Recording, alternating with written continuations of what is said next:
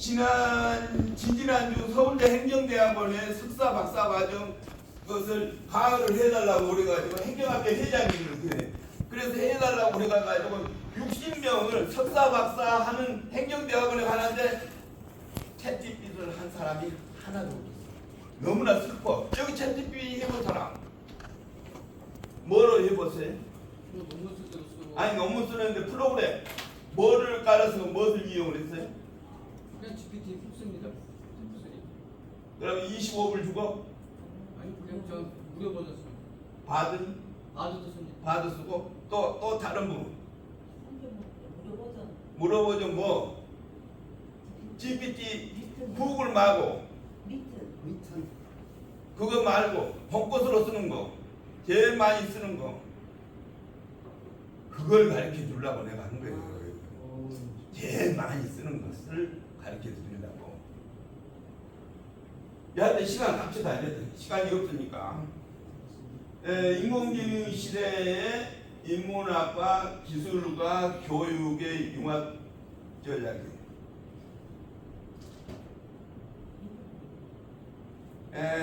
논문을 발표를 할 때 나는 지금 80세가 됐기 때문에 우리나라의 GPT만 AI만 딱 얘기하고 넘어가기는 너무나 지금 우리나라 정치, 경제, 사회에 세계적으로 어려운 상황이기 때문에 우리가 전반적으로 회계하거나 경제를 한 사람이기 때문에 거기에 개념이 없는 사람이 우리나라 세계 경제가 어떻게 돌아가고 우리 경제가 어떻게 되고 우리나라 정치 경제가 어떻게 되고 인공지능 시대에 지금 인공지능은 어떻게 돌아가고 있고 우리나라의 교육 현황과 인공과 가는 것들은 어떻게 해야 하고 앞으로 그러고 제일 뒤에 챗GPT가 무엇인가 하는 것을 자세히 해놨어요.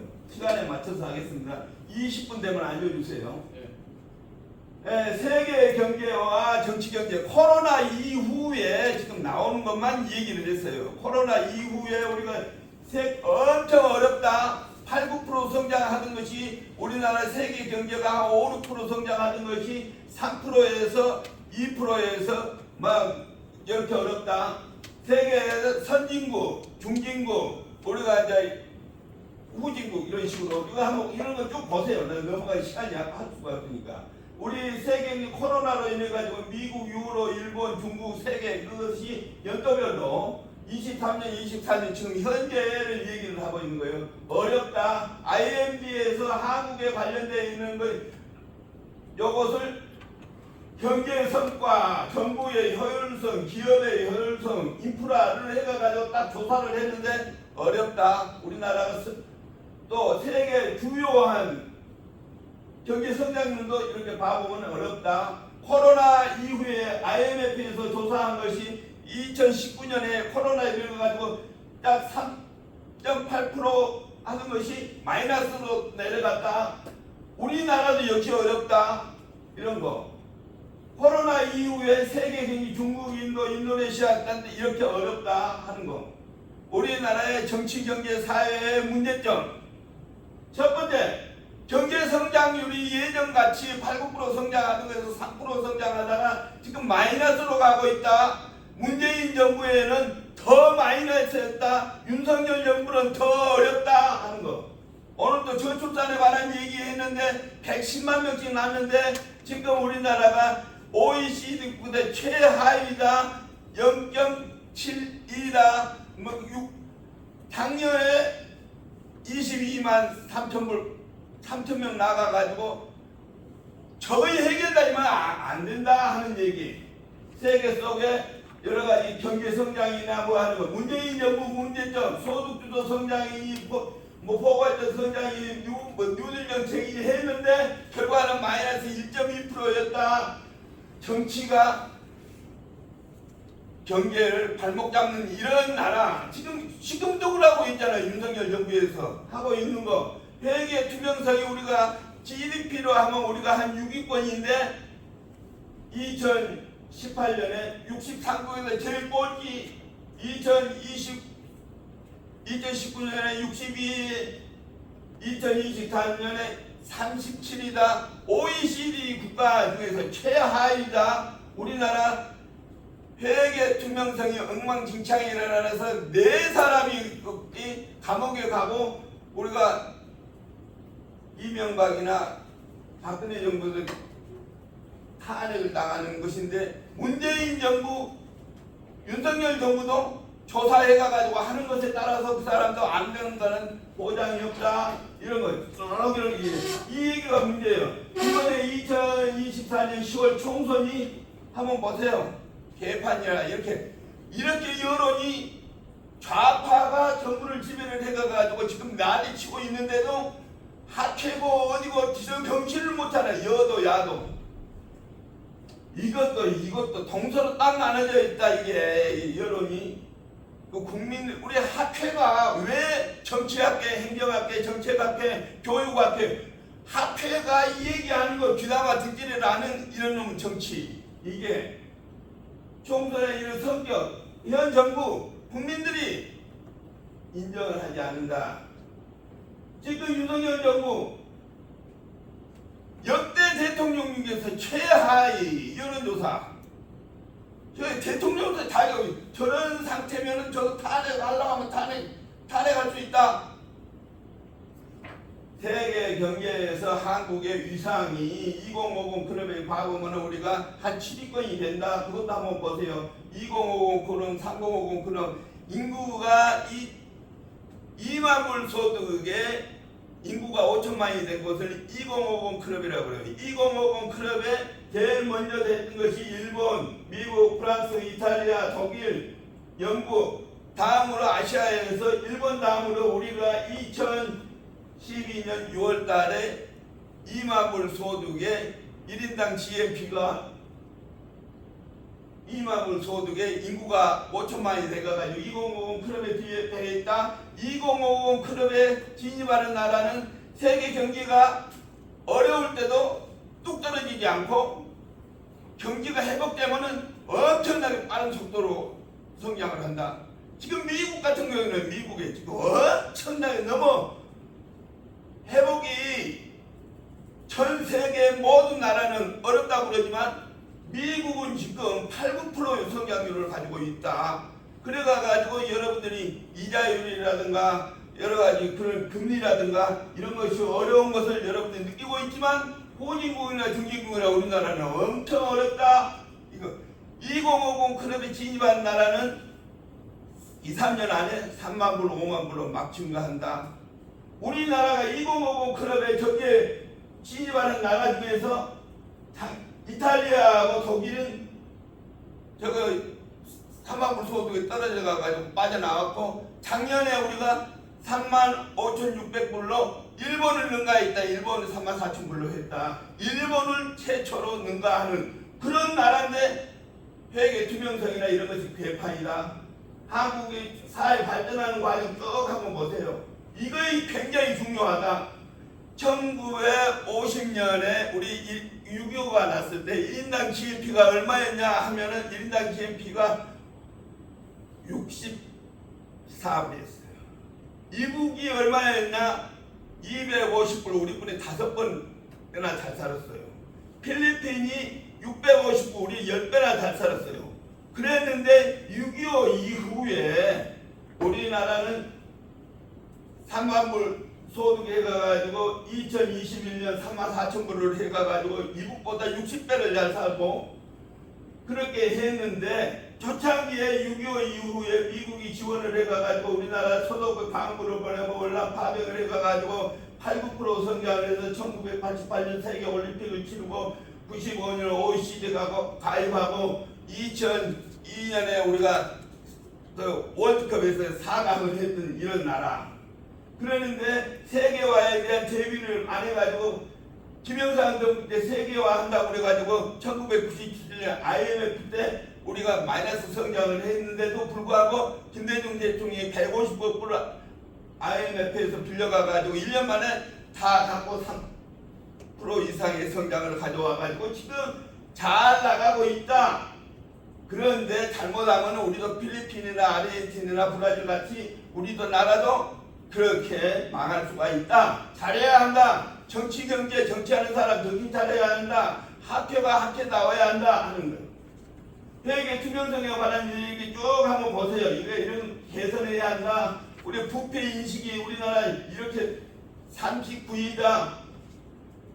1인당 학교 출산율이 70년에 101만 명을 낳았어요. 75년에 97만 명, 67만 명. 그래가지고 2020년에 27만 8천 명, 작년에 22만 8천 명으로 더 떨어지고 있다. 저출산에 관한 문제를 해결을 해야 한다. 여기서 결혼 안 한 사람 결혼하면 반드시 3사람 이상은 낳아줘야 한다. 그래야 애국자다. 대학을 졸업해도 취업이 안 된다. 작년에 61만 9천 명이 졸업을 했는데 정규직에 9만 명, 비정규직이 10만 명, 나머지 40만 명이 이력서를 10군데 이상을 써도 일자리를 창출을 못하고 있는 상황. 대졸 청년의 현재의 모습 이렇다. 이런 상황에서 인공지능 시대를 이제 넘어왔는데 인공지능을 일상화하려고 그러면은 여러 가지 사회적인 약자라든가 학생이라든가 여러 가지 소상공인이라든가 농업이라든가 소상공인들이 각자 주어진 상황에서 어떻게 정보화해가 가지고 빨리 소득을 올리느냐 하는 이것이 중요하다. 정책은 잘 만들어졌는데 실천이 안 따르고 있다. 이런 것들 데이터 활용하고 뭐 쭉 이런 것들 한번 보세요. 시간이 없다 그러니까 융합의 지역에 관련되어 있는 각 영역별로 뭐를 해야 하겠는가 하는 거. 이거의 문제다. 인공지능 시대에 챗GPT가 나와가지고 아우성인데 사법, 행정, 사법이 개판이다. 사법부가 썩어 있고 입법부가 썩어 있고 행정이 썩어 있고 학회가 썩어 있고 이거 제대로 브랜드우시 안 되고 있다. 이거 문재인 정부 말은 벌뜻이 해놓고 전혀 실행이 따르지 않는 이런 정책을 하고 있다. 부동산 규제 28번이나 고쳤는데 부동산이 더 올라가고 있다. 이 정부도 마찬가지다. 한국의 조세제도 이거 전혀 부정부패의 온상이다. 공평하고 정의로운 조세정책이 안 되고 있다.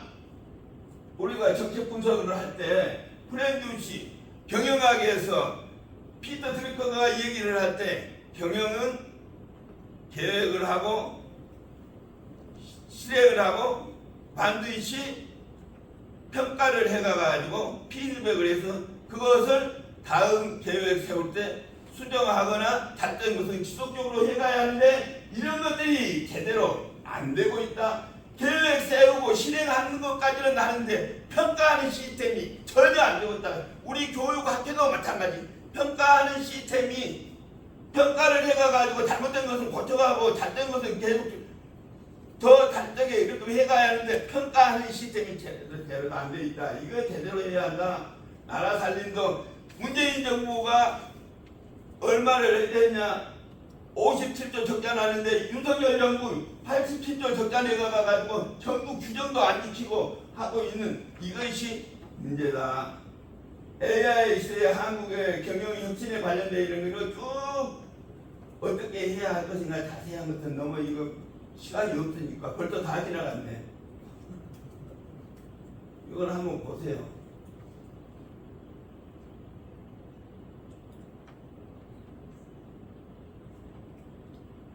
교육에 관한 거. 챗GPT는 도대체 무엇인가? 챗GPT는 채트야, 채트. 챗GPT라는 것은 채팅이라는 거예요. 채팅 얘기를 하는데 챗GPT라는 것은 챗GPT는 무엇을 할 수 있나? 구글에서 어떤 단어를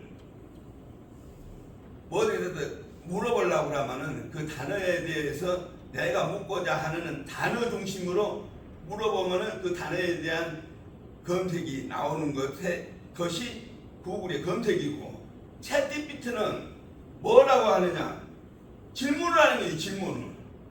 무엇이든지 물어보세요. 어디다가?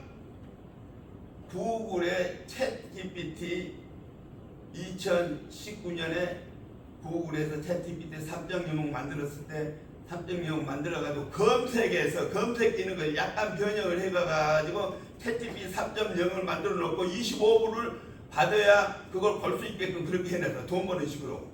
그랬는데 2022년 3월 달에 마이크로소프트가 빙 AI 회사에 1200억을 투자를 해가지고 뭘 했냐. 마이크로소프트 엣지에 빙 AI 오픈 그 빙 AI라는 프로그램을 만들어가가지고 마이크로소프트 엣지에 빙 AI라는 것을 깔아서 딱 치면은 뭐라고 나오느냐. 무엇이든지 물어보세요 라고 나와.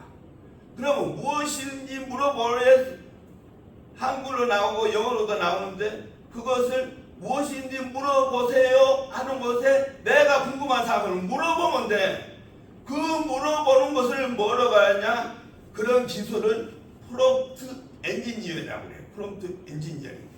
요새 제일 인기가 있는 것은 질문을 잘하는 기술을 가지고 있는 사람이 뭐라고 그러냐. 프롬프트 엔지니어링이라고 해요. 프롬프트라는 것은 하나의 질문을 물어보는 것을 그런 하나의 프롬프트라고 그래요. 2022년 12월 달에 11월 달까지 구글에 검색되어 있는 것에 한해서 무엇이든지 물어보세요 하면은 구글에 2022년 12월 달에 구글 검색장에 올라 있는 정보에 한해서 무엇인지 물어보세요 하면은 거기서 답을 해준다. 답을 해주는데 그 물어보세요 할 때 잘 물어봐야 한다. 질문을 잘해야 대답이 옳게 나온다. 질문을 엉터리로 하면 대답이 안 나온다. 예를 들어서 그러니까 공고서로 빙 AI 엣지에 들어가지고 빙 AI를 해야 하지 않는 사람은 안 해본 사람이에요. 그건 제대로 돈 하나도 안 들이고 엣지에 빙 AI라는 것을 따라가가지고 그것을 물어보면 거기에 무엇인지 물어보세요. 그 창을 나온 곳에다가 내가 궁금한 사항을 물어보면 돼. 그것을 안 한 사람은 안 한 사람이다. 여러분들 근데 거기에 대해서 챗GPT에 대해서 그것을 깔고 하고 뭐다 하는 걸 쫙 얘기해놨어. 어떻게 쓰고 어떻게 하고 이런 거 쫙 얘기해놨어. 그걸 고도의 이런 기술을 하는 것까지 쫙 얘기했어요. 챗GPT에 대한 잘못된 오해도 쫙 얘기를 해놨어요. 거기 이제 들어가서 보고 여러분들이 확인하면 돼. 예를 들어서 이제 나한테 이렇게 물어봐요. 무엇인지 물어보세요. 그러면 중앙대 강철승 교수가 뭐 어떤 사람입니까? 라고 물어보면은 중앙대 교수 강철승 교수와 MBC의 프로듀서 강철승하고 뭐 제주에 있는 누구 강철승이 세 사람만 딱 나와. 그런데 뭐라고 물어보냐. 중앙대학교 강철승 교수이면서 한국수단정책포럼 대표인 강철승 대표가 요즘 인공지능에 대해서 여기저기 다니면서 너무나 많이 발표하고 있는데 이 사람은 뭐를 어떻게 하고 있습니까? 그러면 쫙 나와. 질문을 잘해. 세계에서 질문을 제일 잘하는 나라가 이스라엘입니다. 이스라엘은 전체 세계 인구 중에 0.001%인데 세계 노벨상을 33%를 차지한 것이 이스라엘이다. 이스라엘의 교육은 유치원에서 대학까지 질문으로 시작을 해가지고 토론하는 과정에서 질문을 찾아가는 과정에서 훈련이 유치원에서 대학까지 나와 있는데 우리나라 전 세계에서 질문을 제일 못하는 나라가 한국이에요. 한국은 작년에 예비고사를 51만 3천 명이 봤는데 5과목, 6과목을 시험을 보는데 수학 문제까지도 오지선장으로 찍는 도사선을 만들어 놓은 거예요. 찍는 도. 수학은 문제를 풀어야 하는데 안 풀고 그러니까 그 질문을 잘하는 것을 우리가 아까 나 교육학교에서 유치원에서부터 대학에 교육을 질문을 하는 것을 습관화하는 유럽의 이스라엘 교육을 해야 한다 하는 것을 얘기하고 싶었어요. 그거다 챗GPT가 무슨 짓을 하거나 잘못된 것도 2022년 12월 달에 나올 때 그 프롬프트가 몇 개였나? 1680만 개였어. 그런데 구글이 빙 AI를 해놓고 2023년 3월 달에 그것이 5천만 개였어. 2023년 12월에 그건 이렇게 됐어. 그러니까 처음 나올 때는 50% 확률이, 그 다음에 60%, 70%, 80%, 지금 미국에서 공인회계사나 세무사나 변호사 시험도 90%를 맞히는 정확률이 엄청 정확하게 가고 있다 하는 거. 잘못된 오해 이거 쫙 여러분 한번 보세요. 끝내라고 그러니까 마지막에 이제 두 파트 남았어요. 1930년대에 마하트마 간디가 영국에서, 인도가 영국에서 벗어나려고 하면은 7가지 죄악을 제거를 해야 한다. 그 죄악이 뭐였느냐? 첫째, 원칙 없는 정치. 두 번째, 땀 흘리지 않는 노동. 세 번째, 양심 없는 쾌락. 네 번째, 인격 없는 교육. 다섯 번째, 도덕 없는 비즈니스, 기업. 여섯 번째, 인간성 없는 과학. 일곱 번째, 희생 없는 종교. 이 7가지가 지금 현재 우리나라를 얘기하고 있다. 원칙 없는 정치하고 있잖아. 노동자들, 한노총, 민노총 자기 생산성에 따라서 월급을 올려달라고 그러는데 그놈들 사정없이 올리라고 하고 있잖아. 이런 교육도 엉망진창. 마지막에 유엔에서 어느 나라거는 지도 성장을 하려고 하면은 첫째, 교양을 갖춰야 한다. 문맹을 없애야 한다. 신문이나 방송이나 모든 것을 알아들 수 있어도 우리나라는 문맹률이 1%이기 때문에 전 세계에서 제일 우리나라는 선진국이다. 두 번째, 부모 덕으로 살지 않고 내 힘으로 살 수 있는 전문적인 기술이나 전문적인 능력을 갖춰가지고 내 힘으로 살아갈 수 있는 기술이나 전문적인 지식을 갖춰가지고 살 수 있는 역량을 갖춰야 한다. 많이 문맹을 공부를 많이 해가지고 문맹을 극복하고 또 전문적인 지식을 가지고 있으면은 많이 배운 사람은 안 배운 사람을 가르치고 돈을 많이 번 사람은 없는 사람한테 기부를 하는 노블레스 오분제를 실천해야 그 나라가 지속 성장해야 한다. 우리나라에 지금 최태원이 같은 놈은 저런 놈 기업의 경영자로 해서는 안 된다. 조국이 같은 놈이 서울대학교로 법대를 나와가지고 교수가 하면서 또 조국이 딸이 그 마누라는 영문과 아내는 정경심이는 영문과 나와가지고 동양대 교수를 하는 교수가 자기 아들 딸을 저능력자로 하지 않고 부정부패 해가지고 이력서 조작해가지고 마누라는 감옥에 가고 조국은 1심 2심에서 범죄하는 놈이 국회의원에 들어가가지고 큰소리치는 이런 놈이 있으면 우리나라 안 된다 하는 것으로밖에 발표를 마치겠습니다. 감사합니다. 네, 그렇습니다. 굉장히 고령이신데 상당히